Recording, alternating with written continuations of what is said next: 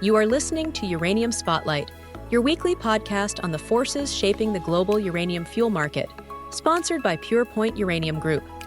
Uranium Spotlight isn't just a podcast, it's a platform. Visit purepoint.ca to access in-depth market briefings, sector analysis, and the inaugural Behind the Curve report, understanding when and how the uranium market turns. If uranium matters to you, you're in the right place. And now, your host, Chris Frostad. It's April 28th, 2026, and this week on Uranium Spotlight, uranium spot prices hold recent gains. Fuel cycle leaders warn that demand is now real, producers add pounds but not enough, and Purepoint advances 3D targeting at Dorado. The uranium spot price closed last week at $86.45 a pound U3O8, up from $85 at the start of the week. The April long-term price came in unchanged at $90 a pound. Spot activity remained active even though pricing softened late in the week. A total of 15 spot transactions were reported, covering just over 1.2 million pounds U3O8. Most of those deals were for prompt delivery, with 11 transactions inside the prompt window, 3 just outside it, and 1 for delivery later in the year. The key driver remains financial demand. SPUT continued to trade at a premium to net asset value, allowing it to raise more than $118 million between April 13th and last Thursday. Since April 16th, the trust has purchased 1 million pounds of uranium. The week began with prices moving higher, reaching $86.90 on Monday. Prices then moved within a tight range through Thursday before easing Friday as activity quieted and offers adjusted lower. By the close, the market settled at $86.45. Forward indicators also moved higher for the month, with the 3-year forward price at $101 and the 5-year forward price at $108. That matters because forward pricing is beginning to reflect the same structural tension that utilities are seeing in the term market. For investors, the key takeaway is that spot pricing remains resilient even when day-to-day activity softens. Financial buying is still absorbing available pounds, forward prices are moving higher, and the long-term price remains anchored at $90. At last week's World Nuclear Fuel Cycle Conference, the message from industry leaders was direct. Nuclear fuel demand is no longer just momentum or a theme or a long-term policy ambition. It's real, and the fuel cycle needs to move now. The World Nuclear Association summarized the event around 2 central themes. First, geopolitics and energy security continue to underline the strategic importance of nuclear energy. Second, future demand for nuclear fuel is no longer theoretical.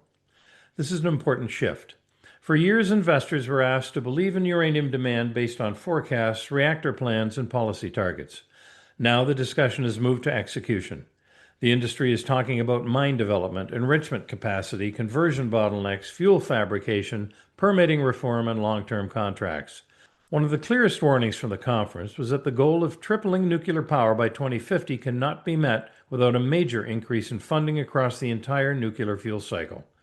That means more uranium mining, more conversion capacity, more enrichment, more fabrication, and more infrastructure. A particularly important point was that uranium mining faces what the WNA called a moment of reckoning. Demand growth is outpacing mine development timelines. That is not a small issue. Uranium mines take years to permit, finance, build, commission, and ramp up. Even projects that look simple on paper can face delays once they move into execution. The conference also reinforced another point investors should not miss. The existing reactor fleet is not disappearing. In many countries, reactors are being extended, restarted, or reconsidered. That means demand growth is not only coming from new builds, it's also coming from the decision to keep existing reactors operating longer. For investors, this matters because the uranium thesis is becoming less dependent on sentiment and more dependent on physical delivery. The industry is acknowledging that demand is visible, fuel cycle capacity is constrained, and new supply cannot be switched on quickly. Last week also brought several uranium production updates, and together they tell a useful story. Producers are adding pounds, but the scale of the response is still not enough to solve the broader supply problem. In Uzbekistan, state-owned Novoyuran began commercial ISR production at their primary deposit. The project is expected to contribute roughly 3.1 million pounds U3O8 a year, with a projected mine life of 15 years. Novoyuran also reported that Uzbek uranium production reached roughly 18.2 million pounds U3O8 in 2025, up sharply from the prior year. That is meaningful growth.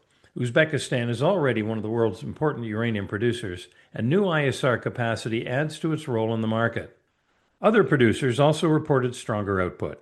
BHP's Olympic Dam operation produced about 5.5 million pounds U3O8 during the first 9 months of fiscal 2026, up 15% from same period a year earlier.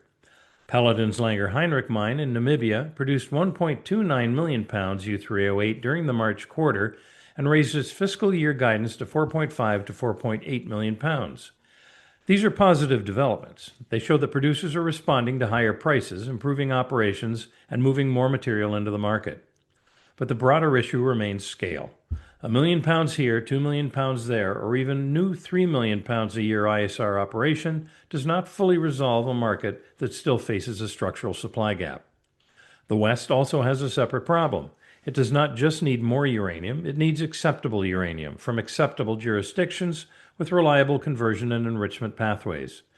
As the market becomes more segmented by origin, policy, sanctions, logistics, and security supply, not every pound is equally useful to every buyer. For investors, this matters because rising production does not automatically mean the bull thesis is over. In fact, modest production growth can confirm that the incentive price is working while still leaving the market undersupplied.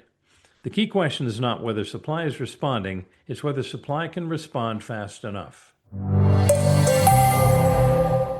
Purepoint Uranium reported last week that it has completed an integrated geophysical program combining airborne mobile MT surveys with advanced 3D structural modeling across 3 Athabasca Basin projects, Celeste East, Russell South, and Tabernor. The importance of this work is not simply that Purepoint flew another survey. The importance is that the data has been converted into a clear 3D view of the structures that may control uranium mineralization.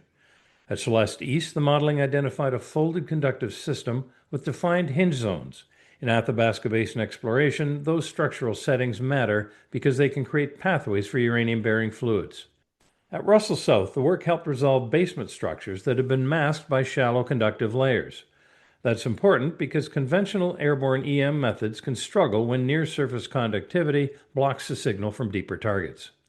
At Tabernor, the integrated interpretation helped prioritize conductive corridors across a large land package, giving Purepoint a more disciplined framework for follow-up work.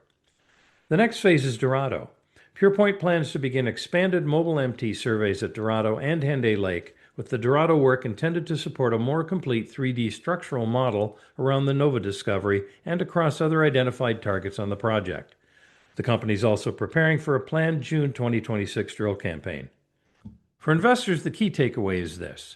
Better targeting can be a real source of value in uranium exploration. Purepoint is not simply adding geophysical data. It's using 3D modeling to rank targets before committing drill meters, which can improve capital efficiency and increase the odds that drilling tests the right structures.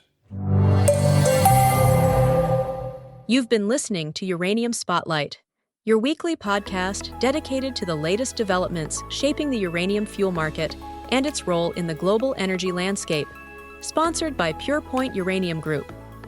While our passion for the sector is undeniable, nothing discussed here should be considered investment advice.